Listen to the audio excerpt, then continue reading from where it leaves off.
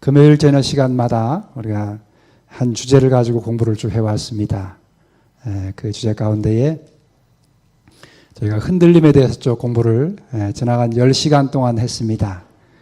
오늘 이제 마지막 흔들림 마무리하는 마지막 시간인데 금요일 저녁만 쭉 이어져 오다가 마무리 시간이 이제 화요일이 걸렸습니다. 그래서 결론 부분을 듣는 분들은 숫자가 좀 적은 것 같습니다. 그러나 나중에 혹시 듣지 못하신 분들은 우리 밴드에 또 올라가니까요. 나중에 또 들으시면 좋을 것 같습니다. 오늘 저녁에는 우리 부목사님은 서울에 그 계절학교 수강 때문에 올라가서 제가 시간을 좀 쓰게 됐습니다. 그동안 7장까지 공부를 했습니다. 7장까지 이런 내용으로 흔들림에 관한 주제를 살펴봤습니다. 그리고 오늘은 이제 마지막 흔들림의 마지막 시간으로 결론입니다. 전체적인 것들을 한번 다시 보면서 가장 중요한 결론을 우리가 좀 내려야 될 시간이 됐습니다. 결론을 내리면서 먼저 좀 제가 서두에 좀 여러분이 잘 아는 한 이야기를 좀 해드렸으면 좋겠습니다. 여러분 여기 그림이 좀 흐리긴 한데요. 그림이 무슨 그림인지 아십니까? 예, 이게 타이타닉호 그 유명했던 영화로도 상영이 됐던 그런 역사에 실제로 있었던 사실을 근거해서 만든 그 영화의 내용이지요. 제가 여기다 그림을 위에 2장 아래 2장 넣었는데요. 요거는 이제 영화에서 상상으로 만든 그 그림이고, 요 아래 그림은 잘 안 보이지요? 조금 낫습니까? 예. 요 아래 그림은, 요게 무슨 그림이냐면, 실제로 해저면이 이게 지금 4km 이상 그 밑에라고 하는 이야기를 기록하고 있는 걸 봤는데요. 그 100년 전에 침몰했던 그 당시 최고 호화로 왔던 이 타이타닉 호가 바닷속에 가라앉은 것을 이 현대과학 3D 영상으로 다시 복원을 시키는 작업을 했습니다. 그래서 그 일을 위해서 해저 탐사선을 통해서 찍은 타이타닉 호의 바닷속의 모습입니다. 이 타이타닉 호는 1912년 4월 12일 날 새벽 2시경에 영국 그 샤우샘프턴이라고 하는 곳을 떠나서 미국 뉴욕으로 출발하던 처녀 항해에서 첫 항해입니다. 그 당시에 최고로 초호화 여객선이었습니다. 첫 처녀 출항에서 빙산하고 충돌해서 해저 4km 이하의 그 깊은 심해에 빠지게 됐던 그런 사건입니다. 그 기록을 살펴보면은요, 이 침몰 원인이 뭐냐면은, 빙산하고 부딪혔습니다. 배의 우현 쪽, 배 옆에 쪽을 빙산의 그 수면 아래에 있는 부분하고 이 배하고 부딪혀서 한쪽이 그 기록은 뭐 100m 정도가 긁혔다고 그러는데 실제로 조사를 해본 결과 그저 한 10m 정도를 이 빙산에서 긁힘을 당했습니다. 근데 이 타이타닉 호가 출항할 때에 무슨 이야기가 있었냐면 하나님도 침몰시킬 수 없는 그렇게 완벽하게 만들어진 배였다. 그렇게 이야기를 했습니다. 왜 그러냐면 이 방수를 몇 겹으로 이렇게 만약에 밖에서 이렇게 외부에 의해서 배가 손상을 당한다 하더라도 몇 겹 방수 벽을 만들었습니다. 그래서 침몰하는 것이 어렵도록 그렇게 아주 튼튼하게 잘 만들어진 배였습니다. 근데 그랬던 이 그 배에 그 당시에 몇 명이 죽었냐면 1514명이 사망했습니다. 겨우 그 생명을 건진 사람은 710명 정도로 그렇게 집계를 가지고 있습니다. 이 배에는 아주 굉장히 초호화판 실내 체육관도 있고 수영장도 있고 뭐 그 당시 아주 최고의 초호합한 여객선이었습니다. 그러나 이 빙산하고 부딪혔을 때 이 배는 해저에 침몰할 수밖에 없었습니다. 오늘 제가 이 서두에 이 빙산 이야기를 좀 꺼내는 이유가 있습니다. 여러분, 저희가 이제 흔들림 공부를 하고 있는데요. 오늘 이제 마지막 마무리를 하면서 흔들림에서 살아남는 비결을 지난 시간까지 한번 쭉 살펴봤습니다. 오늘은 그러면은 이 흔들림을 마무리하면서 결론을 어떻게 우리가 좀 내릴 것인가, 어떤 내용으로 마무리를 할 것인가를 생각하면서 저는 이 큰 배가 우리 흔들림 사건을 적용해 볼 때 하나님의 교회라고 생각이 됩니다. 우리가 창세기 6장부터 나오는 노아 방주 사건이 있는데 하나님의 교회는 이 세상에 존재하는 방주와 같습니다. 그런데 이 배가 항해를 하면서 많은 외부적인 요인으로 인해서 어려움도 당하고 흔들림도 당하고 시련을 당합니다. 그런데 인간이 만든 이 초호합한 가장 하나님도 침몰할 수 없다고 하는 이 배는 역사에서 전혀 그 항해에서 바닷속 4km 이하의 그 심해로 침몰하고 말았습니다. 그렇다면 이 세상에, 이 죄악 세상에 하나님께서 만드신 이 방주, 하나님의 교회는 과연 그 운명이 어떻게 될 것인가를 한번 생각해 봤습니다. 여러분, 서두에서 우리는 결론을 먼저 충분히 짐작할 수 있습니다. 인간이 만든 최고의 배는 외부적인 어떤 요인에 의해서 침몰할 수밖에 없습니다. 그러나 하나님께서 만드신 방주인 하나님의 교회는 그렇지 않습니다. 하나님의 교회는 끝까지 그 사명을 완수하고 마침내 목적한 그 하늘 항구에 안전하게 하나님의 백성들을 데려다 줄 것입니다. 이 배에 탔던 그 2,000명이 넘는 사람들이 대부분은, 이 중에는 이 배가 아주 초호합한 배였기 때문에 굉장히 부유한 사람들이 많이 탔습니다. 그리고 대부분은 영국에서 미국으로 그 아메리칸 드림이라고 하는 새로운 삶에 대한 꿈을 안고 이민을 가는 이민자들이 대부분 이 배에 탑승했다고 합니다. 그런데 그들의 꿈은 그 밝은 미래를 생각하면서 설레이는 가슴으로 탔던 이 배에서 그들의 운명은 끝이 나고 말았습니다. 여러분, 우리도 하나님의 방주에, 하나님의 배에 탑승한 탑승객들입니다. 그렇다면 우리는 우리의 마지막 운명은 어떻게 될 것인가? 이 타이타닉호처럼 외부의 어떤 요인에 의해서 침몰할 것인지, 아니면 우리가 그토록 그리던 하늘 가나안, 하늘 본향의 그 항구까지 우리를 데려다 줄 것인지, 흔들림의 공부를 마치면서 우리는 분명한 한 가지 사실은 이 타이타닉호를 책임지고 인솔했던 선장은 사람이었지만 우리가 탄 하나님의 방주는 그 선장이 인간이 아니라고 하는 사실입니다. 비록 우리가 탄 하나님의 방주가 때로는 흔들리고 때로는 어지럽고 어려움을 시련을 당할지라도 그 키를 잡으신 완전하신 모든 어려운 난관을 헤쳐나가기에 능하신 우리 주님께서 그 선장이 되시기에 우리는 평안하게 이 길을 갈 수 있다고 하는 사실입니다. 여러분, 그렇게 될 것을 확신하십니까? 우리의 믿음이 흔들리지 않게 되기를 간절히 바랍니다. 이제 마무리하면서 몇 가지를 좀 우리가 좀 살펴보면서 요약을, 결론을 좀 내려보려고 합니다. 어떻게 하늘 그 가나안 항구까지 안전하게 갈 수 있을까? 우리가 기억해야 될 몇 가지 중요한 요소가 있습니다. 첫 번째는 바른 교회관을 갖는 것입니다.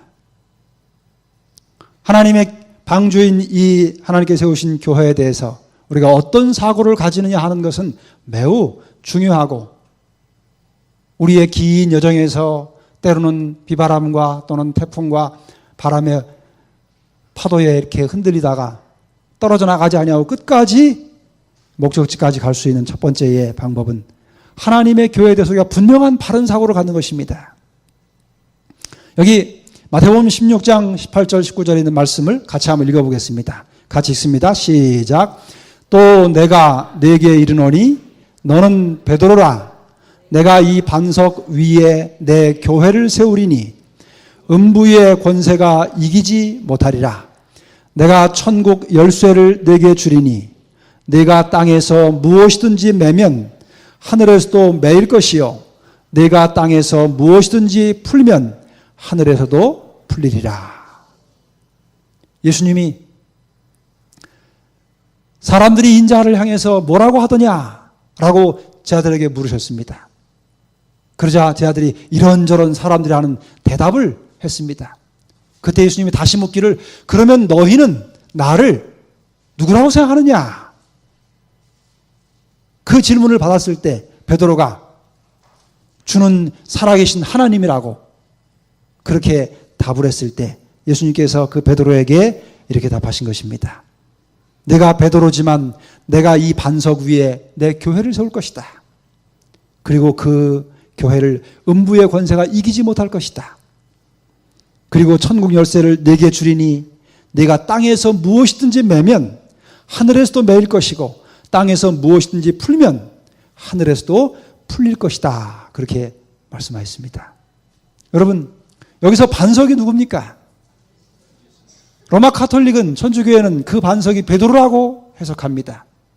그래서 베드로가 예수님의 권위를 이어받은 그런 사도라고 생각합니다.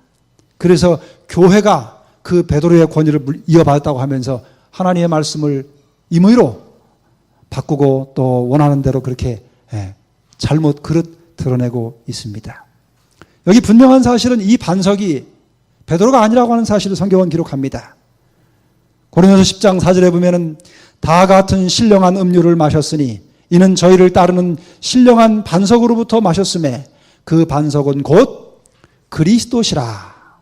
여기 분명히 말씀하시기를 반석은 그리스도라 그랬습니다. 시편 18편에 보면은 여호와는 나의 반석이시요 나의 요새시라. 우리의 반석 되신 예수 그리스도 위에 하나님께서 당신의 교회를 세우시겠다고 말씀하신 것입니다. 그래서 여러분, 하나님의 교회는 그 기초가 인간에게 있지 않습니다. 다시 말하면 이 죄악 세상을 항해하는 하나님의 방주는 그 방주를 누가 붙잡고 계시냐면 하나님께서 주님께서 붙들고 계시다고 하는 사실을 우리는 성경을 통해서 확인할 수 있습니다. 그렇다면 이 하나님의 교회, 하나님의 방주가 우리에게 주어진 사명이 무엇입니까? 여기 말씀하시기를 교회는 그의 몸이니 만물 안에서 만물을 충만케 하시는 자의 충만이라고 에베소 1장 23절에 말씀을 하고 있습니다. 또 하나님의 교회를 가리켜서 바울은 이 집은 살아계신 하나님의 교회요 진리의 기둥과 터라 그렇게 기록하고 있습니다. 이 세상에 존재하는 수많은 공동체가 있습니다. 그 중에 하나님의 소유고 그 소유주가 그 설립자가 하나님이신 공동체는 하나밖에 없습니다. 그것은 바로 하나님의 교회입니다. 그 교회를 이 땅에 두신 목적이 있습니다. 여기 그 목적을 사도행전은 이렇게 기록합니다. 교회는 사람을 구원하기 위해 하나님께서 세우신 기관이다. 교회는 봉사를 위하여 조직되었으므로 그 사명은 온 세상에 복음을 전하는 것이다. 교회는 반역한 세상에서 하나님이 보유하고 계시는 당신의 요새요 도피성이다. 하나님께서 당신의 교회를 이 땅에 두신 유일한 목적이 있다면 그것은 죽어가는 이 땅에 있는 모든 인생들에게 생명의 복음을 전하기 위한 데 있습니다. 그래서 여기 하나님의 교회를 요새요 도피성이라고 말했습니다. 요새가 뭡니까? 전쟁할 때 적군이 쉽게 공격해오지 못하도록 자신들이 있는 장소를 잘 둘러서 친 성이나 또는 어떤 진지를 이야기하지요. 외로부터의 공격자로부터의 보호를 받을 수 있는 그와 같은 것이 도피성이지요. 하나님의 교회는 바로 그렇다고 하는 것입니다. 사단이 하나님의 백성들을 공격하고 달려들 때 우리가 유일하게 도피할 수 있고 안전하게 거할 수 있는 곳이 있다면 하나님의 교회입니다. 그런 의미에서 여러분들이요, 하나님의 교회를 떠나지 마시기를 바랍니다. 여러분의 삶 속에서도, 날마다의 생활 속에서도 성전을 자주 출입하는 그런 삶이야말로 가장 안전하고 행복한 삶을 가져다 줄 것입니다. 여기 계시록 1장 19절과 20절, 여러분 기억하십니까? 우리가 흔들림 시작하는 제일 첫 시간 서론 부분에 제가 이 말씀을 인용했던 것을 기억하실 겁니다. 계시록 1장 19절과 20절에 보면은 마지막 그 7 교회에 관한 계시를 이상을 주실 때에 그 배경적인 내용이 기록되어 있습니다. 내 본 것은 내 오른손에 7 별의 비밀과 7 금 촛대라. 7 별은 7 교회의 사자요, 7 촛대는 7 교회니라. 매 시대마다 하나님께서는 당신의 교회를 가지고 계셨습니다. 그리고 그 교회에 세우신 종들을 두셨습니다. 그런데 그 종들을 하나님께서 붙들고 계시다고 하는 말씀을 성경에 기록하고 있습니다. 사도행전 11쪽에 보면은 태초부터 충성스러운 백성들이 지상의 교회를 설립하였다. 매 시대마다 주께서는 그의 파수꾼들을 가지고 계셨는데 그들은 저희가 살았던 세대에 충성스럽게 증언을 전하였다. 하나님께서는 당신의 종들을 세우시고 그들을 오른손으로 붙잡고 계시다고 말씀하였습니다. 이 세상에서 가장 연약해 보이고 불완전해 보이면서 가장 강하고 가장 완전한 공동체가 있다면 그것은 하나님의 교회입니다. 인간적인 측면에서 볼 때 하나님의 교회는 참으로 연약하게 보일 수 있습니다. 왜냐하면 하나님의 교회는 사람들이 와서 자기들의 주머니에서 재정을 드리면서 또 많은 일들을 스스로 자원하는 마음으로 감당합니다. 예를 들면 가정에서 집에서는 손에 물 하나 묻히지 않고 사는 그러한 분들이라 할지라도 하나님의 교회 와서는 팔을 걷어붙이고 하나님의 일을 위해서 굳은 일을 마다하지 않는 것입니다.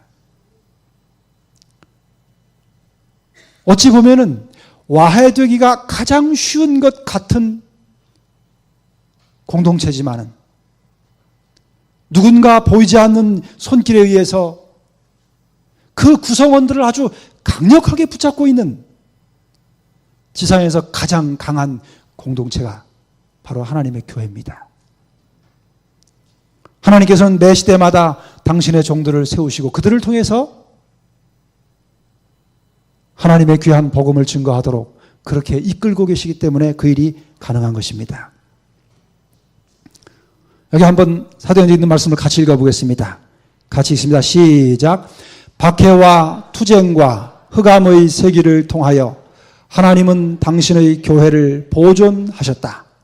그분이 허락지 않으신 어떠한 구름도 교회를 덮지 못하였으며 그분의 사업을 대항해 일어난 어떠한 반대 세력도 그분이 모르시는 것은 없었다. 만사가 그의 예고대로 일어났다. 그분은 그의 교회를 버리지 않으셨으나 무슨 일이 발생할지를 예언을 통해 말씀하셨다. 여러분, 하나님의 교회를 붙들고 계신 분이 바로 사람이 아니라 인간이 아니라 하나님이시라고 하는 사실입니다. 그래서 절대로 하나님은 당신의 교회를 가장 어두운, 종교적으로 가장 어두운 박해와 시련의 세기 동안에도 당신의 교회를 버리지 않으셨습니다. 그 하나님께서 오늘도 여전히 당신의 교회를 붙들고 계시다고 하는 사실을 우리는 분명히 믿는 것입니다. 그래서 하나님의 교회의 운명은 어떻게 되냐면 이렇게 될 수 있습니다. 지상에 있는 그리스도의 교회는 불완전할 것이다. 그러나 하나님께서는 그것이 불완전하다고 하여 그분의 교회를 멸망시키지 않으신다. 아멘 아닙니까요? 우리가 속한 이 하나님의 집이, 하나님의 교회가 완전하진 않습니다. 완전하지는 않지만 하나님께서 그 교회를 끝까지 붙드시고 멸망하도록 허락하시지 않으실 것이라고 하는 사실입니다. 오늘 우리가 하나님의 교회에 대해서 이 교회가 어떤 교회의 대표자가 되는 몇몇 사람들이나 교회의 어떤 직분을 맡은 소수의 사람들의 전유물이 아니라고 하는 사실을 마음속에 반드시 기억하실 필요가 있습니다. 그래서 여러분들이 교회를 오실 때 눈에 보이는 사람이 있지만은 눈에 보이는 사람을 바라보고 그 사람을 의지해서 오시지 마시고 이 하나님의 집의 주인이 되시는 우리 주님을 마음에 늘 기억하고 그분을 바라보는 가운데 성전을 찾으시게 되기를 간절히 바랍니다. 이와 같은 생각이 이제 이 뒷부분을 살펴보면 조금 더 강해질 것입니다. 여기서요, 두 번째 우리가 좀 생각해 볼 것이 있습니다. 이제 우리는 흔들림에 관한 이 내용을 살펴보는 마지막 시간에 왔습니다. 그러면 우리가 지나간 시간들 속에서 살펴본 것처럼 흔들림은 크게 두 가지로 말씀을 드렸습니다. 하나는 이기적인 자신의 어떤 이기적인 욕망 때문에 찾아오는 불의가 하나 있었습니다. 그리고 또 하나는 교리적인 것 때문에 흔들림이 찾아온다고 하는 말씀을 드렸습니다. 여기서 오늘 하나님의 남은 교회가 이 지구상에서 전하는 귀한 기별이 무엇인지를 다시 한번 떠올리시면서 그 진리들이 어떻게 터가 놓여지고 그 진리가 세워졌는지를 한번 돌아볼 필요가 있습니다. 여러분이 알고 믿는 우리 교회에 독특한 진리들이 있습니다. 일반 개신교회와 우리 재림교회가 가지고 있는 그 교리를 비교해 보면 93%가 아니 91%가 같습니다. 예를 들면 삼위일체라든지 또 믿음으로 의롭게 된다든지 이런 기독교의 정통 교리들은 거의 다 대동소이합니다. 그 중에 독특하게 재림교회가 가지고 있는 독특한 특수 진리는 9%에 불과합니다. 그 9%는 예를 들면 여자의 남은 자손의 증거 중에 하나인 연애 선물에 관한 교리가 다릅니다. 그 다음에 구약에 나오는 성소 그 진리와 더불어서 하늘 성소에 관한 특별한 기별이 다릅니다. 이런 몇 가지, 그 다음에 재림교회의 마지막 사명인 세천사의 기별에 관한 이런 몇 가지의 독특한 교리들을 제외하고는 거의 다 같습니다. 근데 여러분, 이런 진리들이 어떤 과정을 거쳐서 세워졌는지를 우리가 명확히 이해할 필요가 있습니다. 그 부분에 대한 몇 말씀을 좀 한번 빠르게 살펴보겠습니다. 여기 진리의 기둥이 확립되는 과정의 그 배경을 이렇게 설명합니다. 가르쳐본 기별 1권 206쪽에 나오는 내용은 이런 내용입니다. 우리 신자들 대부분이 얼마나 든든한 기초 위에 우리의 신앙이 세워졌는지 알고 있지 못하다. 그러면서 여기 뭐라고 하는 거 아니? 그 초기 지도자들은 통찰력이 예민하고 인격이 고상하며 진실한 인물들이었다 그랬어요. 그들은 1844년에 그 시련기를 겪은 후에 마치 숨은 보화를 찾듯이 진리를 탐구했다 그랬어요. 이 하나님의 남은 교회의 터를 닦았던 사람들은 대단한 시련을 겪고 그 시련을 통과해서 오직 하나님의 말씀인 이 성경에 기초해서 그 진리를 털을 놓았던 사람들입니다.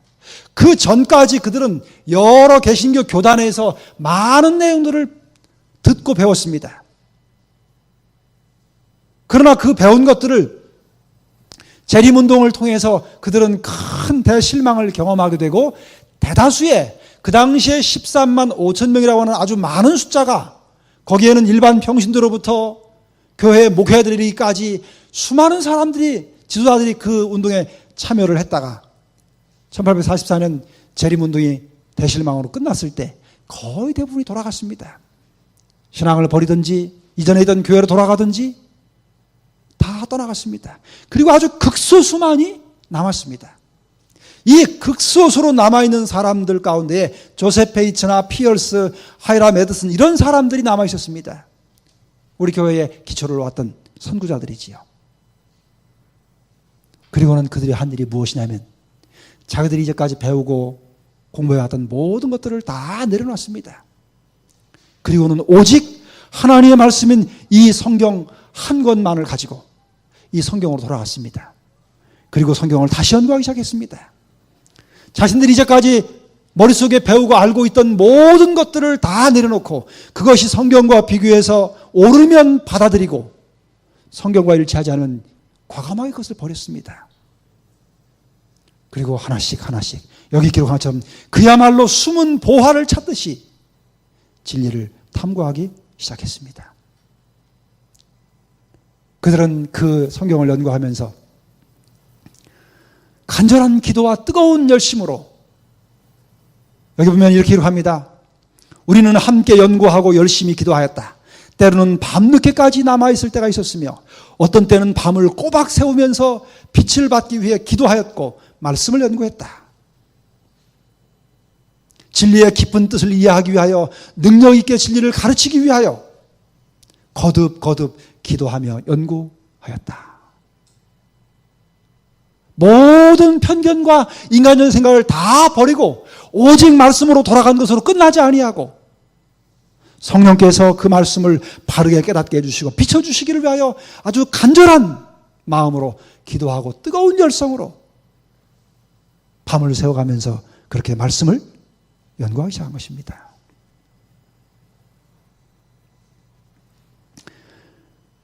그런 과정을 통하면서 그들이 그렇게 열심히 성경을 연구했지만 하나님의 그 오묘한 말씀을 다 이해할 수가 없었습니다. 그래서 그들이 최선을 다하여 기도하는 마음으로 그렇게 성경을 연구한 후에 더 이상 해답을 얻을 수 없었을 때 그때 하나님의 도우심의 손길이 함께 하셨습니다. 여기 이렇게 기록합니다.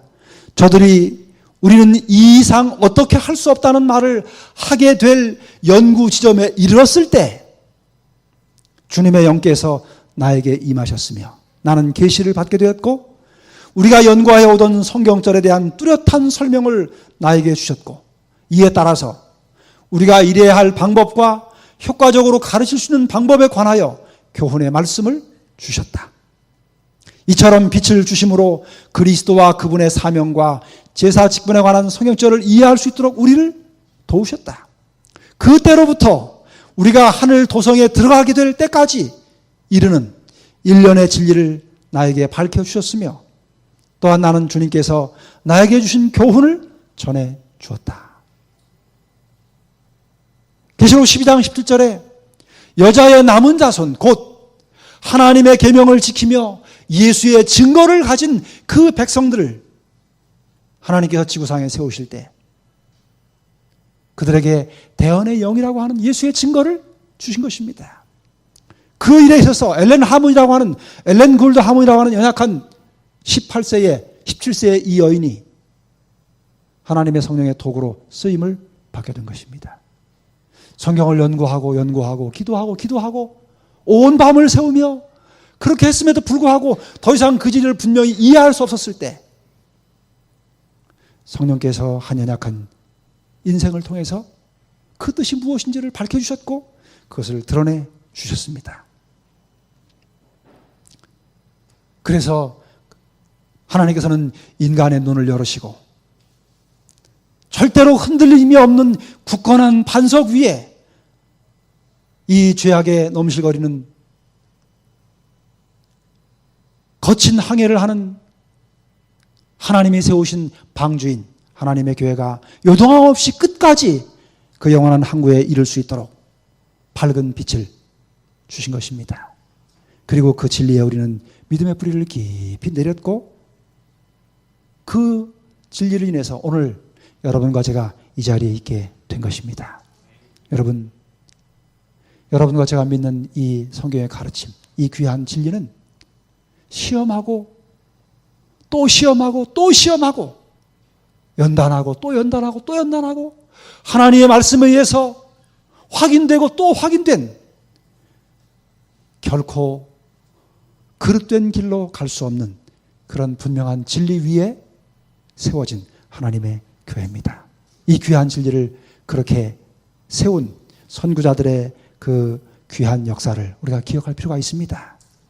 진리의 기둥이 어떻게 확립되는지를 우리는 절대로 잊지 말아야 됩니다.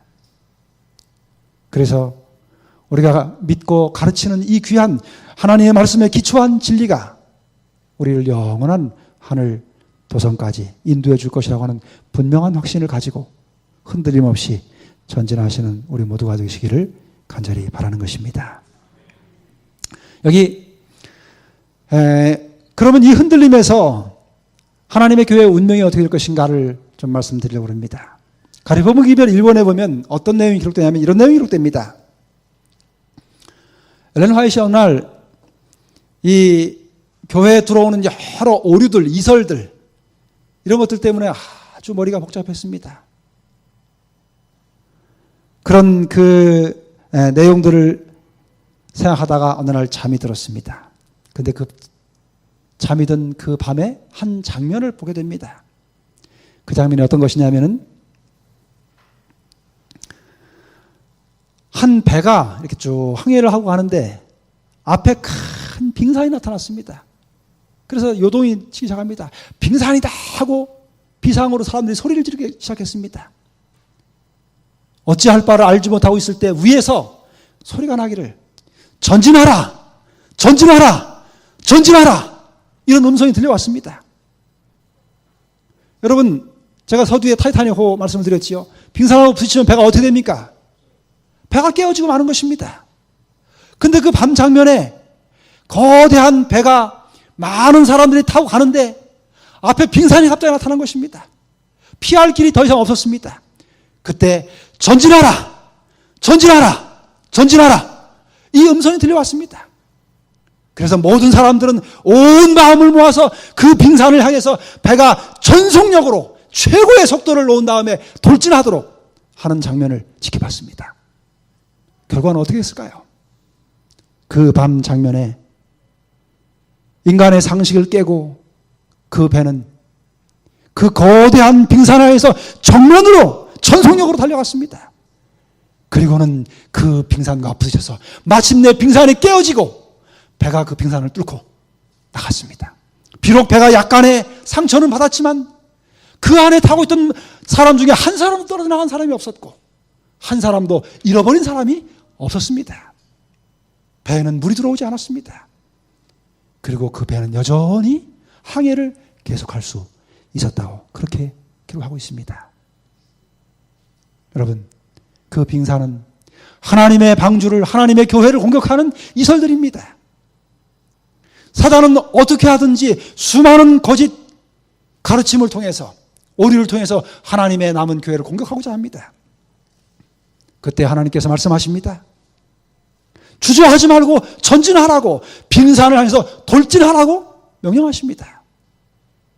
왜냐하면 그 배의 키를 잡고 계신 분이 누구시기 때문입니까? 하나님이시기 때문이십니다. 그 거대한 빙산 앞에서 두려워 떨지 아니하고 정면으로 전속력으로 달려서 그 빙산과 부딪혀서 그 빙산을 뚫고 전진해 나가는 그 길을 하나님께서는 말씀하셨습니다. 여러분이요, 하나님의 교회를 향해서 다가오는 수많은 오류와 이설들이 우리가 보기에는 하나님의 배를, 하나님의 교회를 침몰시킬 것처럼 보일지라도 두려워할 필요가 없습니다. 하나님께서는 당신의 교회를 붙잡고 계시는 선장이 되시기 때문에 그렇습니다. 여기 계시록 7장에 보면은 네 천사가 바람을 붙잡고 있는 기사가 나옵니다. 여러분 한번 읽어보십시다. 여러분 읽으십시오. 시작. 이 일 후에 내가 네 천사가 땅 네 모퉁이에 선 것을 보니 땅의 사방에 바람을 붙잡아 바람으로 하여금 땅에나 바다에나 각종 나무에 불지 못하게 하더라. 또 봄에 다른 천사가 살아계신 하나님의 인을 가지고 해 돋는 데로부터 올라와서 땅과 바다를 해롭게 할 권세를 얻은 네 천사를 향하여 큰 소리로 외쳐 가로되 우리가 우리 하나님의 종들의 이마에 인치기까지 땅이나 바다나 나무나 해하지 말라 하더라. 이게 무슨 내용입니까? 이 내용에 대해서 조금 더 설명을 이렇게 합니다. 자선 가운데 보면은 나는 네 천사가 수행해야 할 임무를 띠고 지상으로 내려가는 것을 보았다. 또 제사장의 옷을 입으신 예수님을 보았는데 그는 동정어린 눈으로 남은 무리를 지켜보시면서 두 손을 지켜 올리시고 깊은 연민이 섞인 음성으로 나의 피 아버지 나의 피 나의 피 나의 피라고 부르짖고 계심을 보았다. 그러자 나는 예수님께 명령을 받은 한 천사가 지상에서 일할 임무를 띤 네 천사에게로 급히 날아가는 것을 보았는데 그는 무엇인가 손에 쥐고 있는 것을 위아래로 흔들면서 큰 소리로 하나님의 종들의 이마에 인치기까지 붙잡아라 붙잡아라 붙잡아라 붙잡아라고 외쳤다. 여러분, 하나님께서는 당신의 백성들을 잊지 않으십니다. 하나님의 교회에 하나님의 방주 안에 있는 당신의 귀한 영혼들을 자녀들을 긍휼히 여기시는 눈으로 바라보십니다. 그리고 그들을 위하여 은혜의 시기를 더 연장하시는 것입니다. 여러분, TV만 틀으시면 인터넷만 열면 우리 눈과 귀에 들어오는 수많은 정보들이 무엇을 말해주고 있습니까? 신앙이 없다 하더라도 이대로 가면 세상이 더 이상 제대로 살 수 없을 것 같은 생각들을, 두려움과 위기감을 수많은 사람들이 느끼는 것입니다. 세상은 안전하지 않습니다. 너무 요란하고 오래가지 못할 것이 틀림없습니다. 그런데 여러분, 아직도 하나님께서 이 일상을 붙잡고 계신 이유가 있습니다. 그것은 당신의 사랑하는 귀한 백성들을 하나라도 더 구원하시기 위한 것입니다. 지금은 공중의 네 사방에서 재난과 모든 시련과 고통의 그 거친 사단의 몰아치는 그 시험과 환난을 붙잡고 아직도 보호하시고 우리의 기회를 연장해 주시는 은혜의 시기에 우리가 살고 있습니다. 여러분요, 우리는 깨야 됩니다. 우리가 이 땅에서 언제까지 평안하게 잘 먹고 잘 살 것으로 기대하지 마셔야 됩니다. 우리의 눈을 들어서 위를 바라보고 하늘을 바라봐야 됩니다. 우리가 가야 될 곳이 어딘지를 기억하고 오실 주님을 위해서 우리는 준비하는 깨어있는 삶을 살아야만 될 것입니다. 오늘 우리에게 주신 이 귀한 놀라운 은혜의 시기를 결코 한순간이라도 우리가 소홀히 여기거나 그것들을 잊어버린 채 이 땅에서 우리의 마음을 빼앗기고 살지 않도록 우리를 스스로를 돌아봐야 될 것입니다. 여기 이런 하나님의 보증이 있습니다.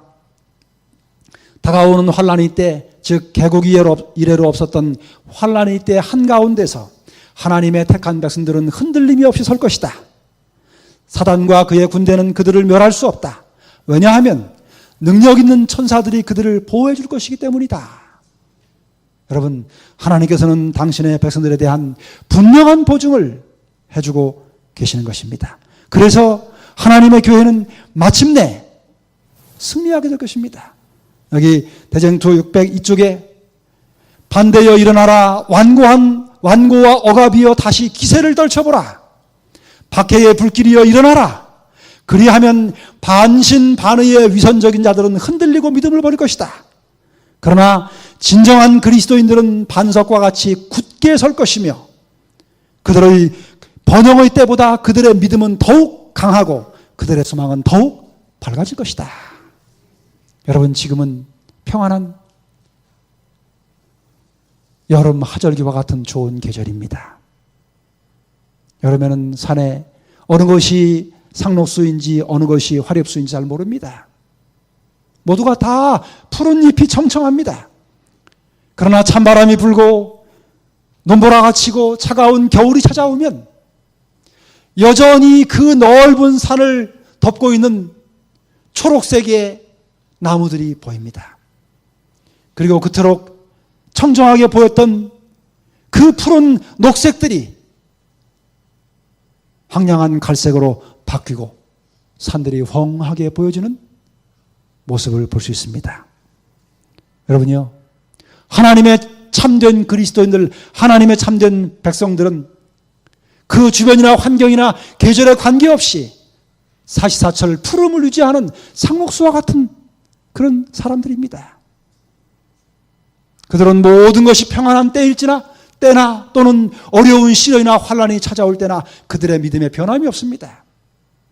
여전히 그들의 믿음은 푸르는 상록수처럼 의연하게 그 모습을 눈보라 속에서도 여전히 유지하게 되는 것입니다. 오늘 하나님의 교회는 그런 진실된 하나님의 백성들이 필요합니다. 여러분, 여기 바른 교회관에 대해서 우리가 좀 구체적으로 세목세목 살펴볼 필요가 있습니다. 흔들림을 마무리하면서 우리가 좀 더 깊이 이해해야 될 부분이 있습니다. 여기 몇 부분을 좀 세목으로 살펴볼 것입니다. 첫째는 하나님의 교회 조직에 관해서 올바른 바른 교회관을 가지고 있어야 됩니다. 함께 읽겠습니다. 여기 남자분들만 읽겠습니다. 위에 인용꼴을 읽겠습니다. 저는 제가 녹음을 위해서 그냥 같이 읽습니다. 남자분들만 읽습니다. 시작. 어떤 사람들은 종말이 가까워 오면 하나님의 자녀들이 모든 종교적인 조직체로부터 분리되어 행동해야 한다는 진보적인 생각을 가지고 있다. 그러나 나는 주님께로부터 이 사업에 있어서 각 사람이 독립적으로 행동하는 일이 있어서는 안 된다는 가르침을 받았다. 교정원 9권에 있는 말씀입니다. 밑에 부분은 우리 여자분들이 읽겠습니다. 같이 읽습니다. 시작. 우리는 마지막 위기가 가까워질수록 질서와 행동의 조화가 덜 필요하다고 생각하는 대신에 이전보다 더욱 조직적이어야 한다. 여러분, 하나님의 교회에 대해서 하나님의 교회가 가지고 있는 조직에 대하여 많은 사람들이 마지막 때가 되면 조직이 필요 없다라고 하는 일반적인 생각을 가지고 있습니다. 그러나 여러분, 영감의 글에는 그렇게 권고하지 않습니다. 종말이 가까워 올수록 개인적으로 뿔뿔이 흩어져서 행동해야 한다고 하는 그와 같은 진보적인 생각이 올바르지 않다고 하는 사실을 지적하고 있습니다. 오히려 더 조직적이고 질서 있는 조화되는 그와 같은 믿음의 삶을 살아야 될 것을 권면하고 있습니다. 여러분 기억하시기를 바랍니다. 그 다음에 또 다른 말씀을 보겠습니다. 같이 읽겠습니다. 시작. 우리는 이제 하나님께서 세워놓으신 기초를 헐어버릴 수 없다. 우리는 지금 어떤 형태의 새로운 조직도 구성할 수 없는데 그렇게 하는 것은 진리를 떠나 배도하는 것이 되기 때문이다. 여러분 주위에 혹시 어떤 사람들이 와서 하나님의 교회에 조직이 필요 없다고 혹 그렇게 여러분들을 미혹하는 분들이 있다면 이 권면을 기억하시기를 바랍니다. 하나님께서 세우신 교회는 하나님께서 붙드시는 지상의 유일한 요새고 도피성이십니다. 그러므로 하나님께서 이 교회를 끝까지 책임지시고 인도하실 것입니다. 두 번째입니다. 두 번째는 교회의 권위에 대한 권면입니다. 외과를 제가 읽겠습니다. 하나님께서는 그분의 교회에 특별한 권위와 능력을 주셨으며 아무도 그것을 무시하거나 멸시하지 못하도록 하셨다. 그렇게 하는 것은 하나님의 음성을 무시하는 일이 되기 때문이다. 하나님께서는 하늘 아래에서 당신의 교회에 최고의 능력을 부여하셨다. 교회 안에 있는 연합된 하나님의 백성들 가운데서 존중되어야 하는 것은 하나님의 음성이다. 여러분, 하나님의 교회에서 이루어지는 어떤 결정에 대해서 여러분이 오해하지 말아야 될 부분이 있습니다. 몇 사람이 누군가를 세웠다고 생각하시는 치명적인 생각입니다. 예를 들면 연말이 돼서 선거위원을 선출하고 교회에 직분 재직들을 선출했어요. 그런데 성도들이 생각하기를 몇 사람이 자기들이 좋아하는 사람만 세웠다고 생각하는 경향이 있는 것입니다. 대단히 위험한 생각입니다. 절대로 그와 같은 생각을 해서는 안 됩니다. 하나님은 하나님께 세우신 교회의 조직과 질서를 통해서 역사하시는 분이십니다. 불완전한 인생들에게 그 일을 맡기시고 그 인생들에게만 모든 것을 위임하고 열중시하고 계신 분이 절대로 아니십니다. 그분은 불완전한 당신의 종들이 의논하고 결정하는 그 모든 과정 속에 친히 개입하시고 당신의 뜻을 이루시는 분이십니다. 그러므로 여러분, 하나님의 교회가 결정한 일에 대해서, 하나님의 교회가 결정하는 그 책임을 위임한 사람들에 대하여 인간적인 생각을 버리시기 바랍니다.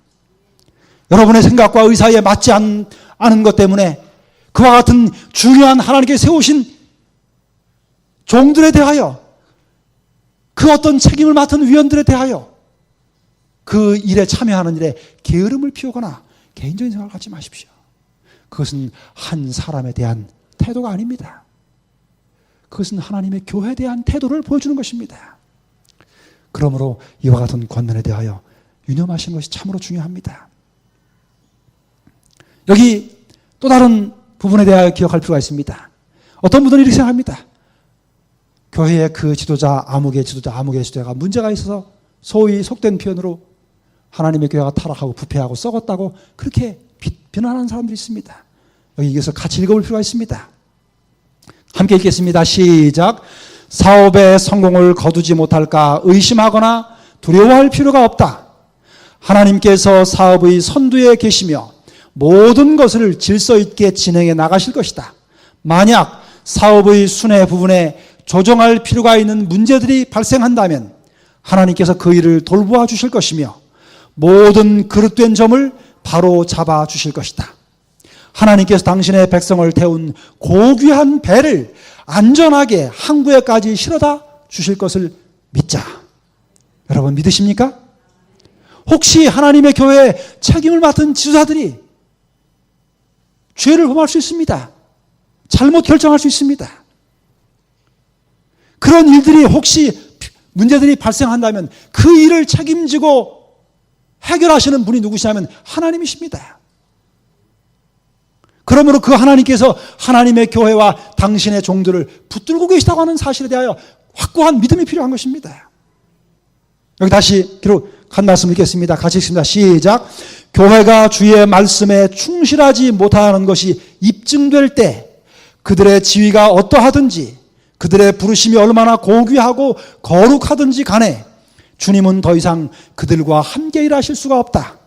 그 대신 다른 사람들이 선택되어 그 중요한 책임을 맡게 될 것이다. 여러분 이건 이런 이야기입니다. 예를 들면 교회 회중이 한 지도자를 선출했습니다. 그런데 그 지도자가 바르게 행동하지 않는 것입니다. 하나님의 말씀과 멀은 그와 같은 행정을 하는 것입니다. 그러면은 그 일을 인간적인 생각은 저 지도자를 몰아내고 다른 사람을 세워야 된다고 사람들은 생각합니다. 그런데요, 그 일을 누가 하시냐면 사람은 인간이 자신들이 해야 된다고 생각합니다. 그러나 여러분이요, 그 일은 하나님이 하신다고 하는 것입니다. 하나님께서 종들이 부족하면 그들이 아닌 그들을 통해서 더 이상 하나님의 일을 하실 수 없으면 하나님이 그들을 버리시는 것입니다. 다른 사람을 선택하시는 것입니다. 그리고 그 하나님의 뜻을 이룰 수 있는 사람을 통해서 당신의 뜻을 이루시는 것입니다. 그 다음에 여기 중요한 한 부분을 또 살펴볼 필요가 있습니다. 여기 분파에 대한 바른 이해입니다. 만약 누군가가 하나님의 계명을 지키는 백성들로 구성된 교회로부터 단체로부터 분리되어 나간다면 또한 그가 교회를 인간적인 기준으로 저울질하고 그 교회를 비판하는 말을 한다면 그대는 그가 하나님의 인도를 받고 있지 않다는 것을 알아야 한다. 그는 잘못된 길에 서 있는 것이다. 여러분, 하나님의 교회를 향해서 이런저런 이야기를 비난과 정죄하는 이야기를 하는 것은 매우 두려운 일입니다. 만일에 그와 같은 일이 있다면 그것은 그릇된 길에 서 있는 것입니다. 그와 같은 일들 때문에 새로운 조직이 필요하고 새로 우리끼리 모여서 뭔가를 해야 된다고 하는 사고를 가지고 있다면 그것은 참으로 위험한 일입니다. 여기 있는 말씀을 읽겠습니다. 같이 읽습니다. 시작. 그대는 은혜의 기간의 끝에 하나님의 백성에게 있을 흔들림에 대하여 묘사한 교회 증언의 일부를 취하여 마치 그 가운데서 더 순결하고 더 거룩한 백성이 새로 일어날 것처럼 말하고 있다. 그러나 이러한 모든 것들은 원수를 기쁘게 할 뿐이다.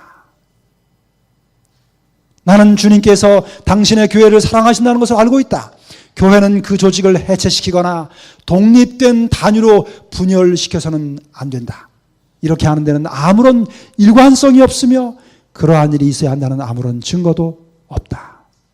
여러분, 새로운 조직, 새로운 어떤 단체를 만들어야 된다고 하는, 이 교회가 그릇됐기 때문에 그렇게 해야 된다고 하는 주장과 논리를 피고 있다면 두려워해야 될 일입니다.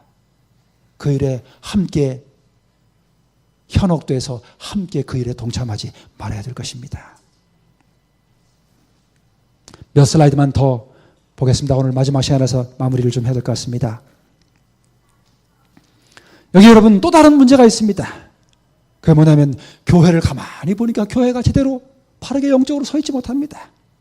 교회 안에 수많은 죄악들이 존재하고 교회 안에 뭔가 잘못된 것이 너무 많이 보입니다. 그럴 때 우리가 어떻게 해야 될 것이냐 하는 것입니다. 여기 분명한 사실은 하나님께서는 한 교회를 가지고 계시는데 그 교회가 승리하고 완벽한 교회가 아니라 여전히 투쟁하고 수많은 흠과 결점이 있는 교회라고 하는 사실을 언급하고 있습니다. 비록 교회 내에 죄악이 존재하고 세상 끝날까지 존재할지라도 교회는 이 마지막 시대에 죄로 인해 오염되고 타락한 세상에 빛이 될 것이다.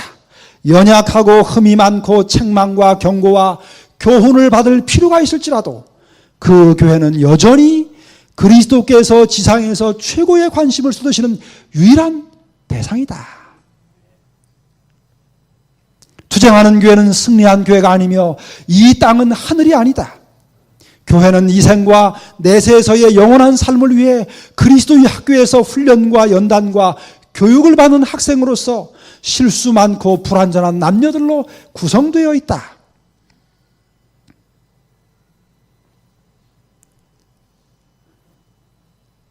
교인들 중에서 결점을 발견하게 되면 그들은 이렇게 말한다.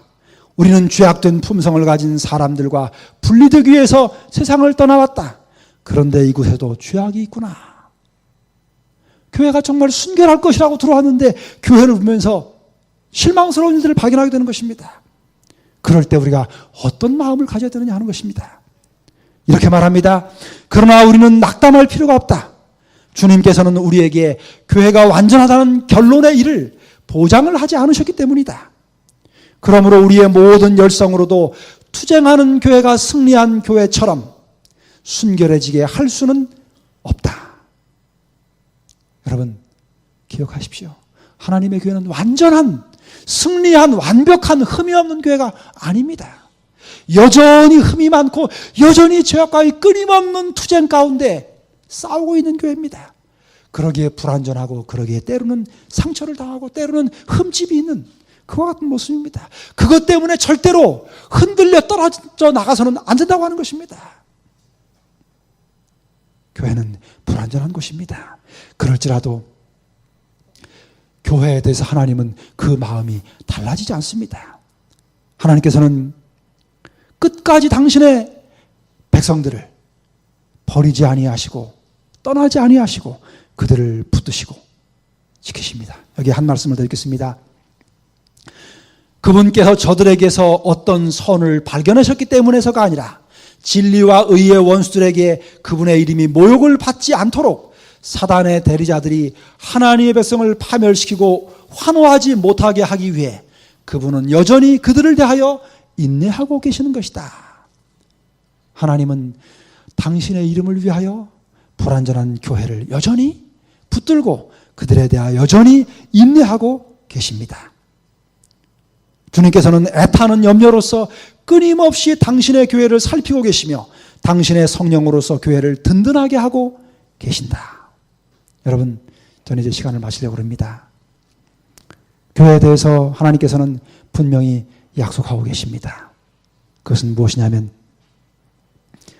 이 사업이 마쳐지기까지 하나님은 당신의 교회를 붙드실 것입니다. 이 교회를 끝까지 지키실 것입니다. 그리고 마침내 하나님 앞에 충성스럽게 그 믿음을 지켰던 신실한 성도들을 통해서 마침내 교회는 승리한 교회가 될 것입니다. 이 일을 위하여 오늘 우리는 그리스도와 같은 품성이 필요합니다. 여러분이요, 여러분의 눈에 보이는 외적인 하나님의 교회의 모습과 성도들의 모습과 때로는 하나님의 교회의 지도자들의 모습을 인해서 실망하거나 낙담하지 마십시오. 들려오는 수많은 이야기들, 그릇된 길로 인도하는 많은 유혹들이나 여러분의 마음을 솔깃하게 하는 그와 같은 일들 때문에 흔들리지 않게 되시기를 바랍니다. 하나님의 말씀에 굳게 서셔서 끝까지 믿음을 지키시고 어제나 오늘이나 영원토록 동일하신 주님이 이 교회의 주인이시고 우리를 인도하시는 배의 선장이심을 기억하여서 여기 있는 말씀처럼 그러므로 내 사랑하는 형제들아 견고하며 흔들리지 말며 항상 주의 일에 더욱 힘쓰는 자들이 되라. 이는 너희 수고가 주 안에서 헛되지 않을 줄을 알미니라. 마지막 날 착하고 충성된 종이라고 하는 주님의 아름다운 칭찬을 들으시기에 합당하신 우리 모든 성도님들이 되시기를 간절히 바라면서 말씀을 마치겠습니다.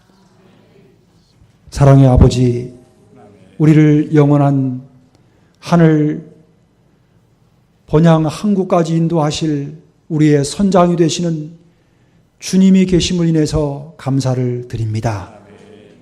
아버지, 오늘도 변함없이 하나님의 교회를 붙드시고 당신의 귀한 백성들을 사랑하시는 그 사랑을 인하여 하나님께 다시 한번 영광을 돌립니다. 아버지, 이 흔들림의 시대, 오류와 이설이 난무한 시대에 주의 말씀 위에 굳게 우리의 믿음의 뿌리를 내릴 수 있도록 아버지, 우리 모두를 지켜 주시옵소서. 하나님께서 우리를 위해 준비하신 이 귀한 방주에 끝까지 주님 오시는 날까지 머물러 있도록 우리를 붙들어 주시옵소서.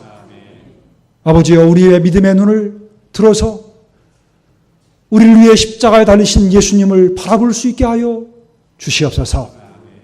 우리를 위해 못자국난 손을 펼치시고 아버지, 나의 피, 나의 피라고 외치시면서 당신의 귀한 백성들을 구원하시고자 하시는 그 주님의 애끓는 간절한 음성을 들을 수 있는 저희가 될 수 있도록 믿음을 허락해 주시옵소서.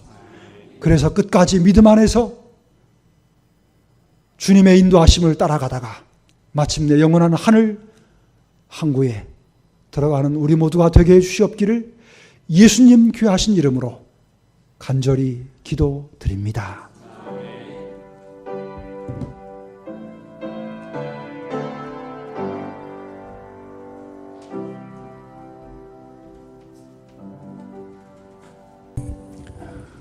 사랑의 아버지, 우리를 영원한 하늘 번향 항구까지 인도하실 우리의 선장이 되시는 주님이 계심을 인해서 감사를 드립니다. 아버지, 오늘도 변함없이 하나님의 교회를 붙드시고 당신의 귀한 백성들을 사랑하시는 그 사랑을 인하여 하나님께 다시 한번 영광을 돌립니다. 아버지, 이 흔들림의 시대, 오류와 이설이 난무한 시대에 주의 말씀 위에 굳게 우리의 믿음의 뿌리를 내릴 수 있도록 아버지, 우리 모두를 지켜 주시옵소서. 하나님께서 우리를 위해 준비하신 이 귀한 방주에 끝까지 주님 오시는 날까지 머물러 있도록 우리를 붙들어 주시옵소서. 아버지여, 우리의 믿음의 눈을 들어서 우리를 위해 십자가에 달리신 예수님을 바라볼 수 있게 하여 주시옵소서. 우리를 위해 못자국난 손을 펼치시고 아버지, 나의 피, 나의 피라고 외치시면서 당신의 귀한 백성들을 구원하시고자 하시는 그 주님의 애끓는 간절한 음성을 들을 수 있는 저희가 될 수 있도록 믿음을 허락해 주시옵소서. 그래서 끝까지 믿음 안에서 주님의 인도하심을 따라가다가 마침내 영원한 하늘 항구에 들어가는 우리 모두가 되게 해 주시옵기를 예수님 귀하신 이름으로 간절히 기도드립니다.